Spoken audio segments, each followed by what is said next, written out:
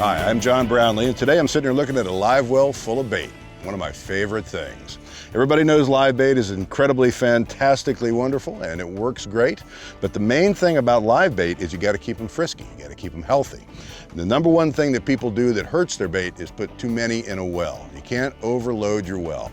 If you do, they're not going to get enough oxygen, they're not going to thrive, and they're not going to be fresh when you throw them out there for a fish to eat, and it won't work as well. So, don't overload the well. It's everybody's tendency to want to put as many as possible, cram them all in there so there's more fish flesh than water in the well.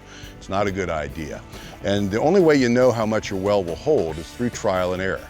But make sure that your well has a good flow, good circulation, there's no dead zones in the well, and that it properly drains as well. That's a big problem because a lot of wells overload, overflow, and can cause safety hazards as well as killing your bait. So make sure that your well operates properly because a fresh live bait is about as good as it gets in terms of effectiveness when fishing.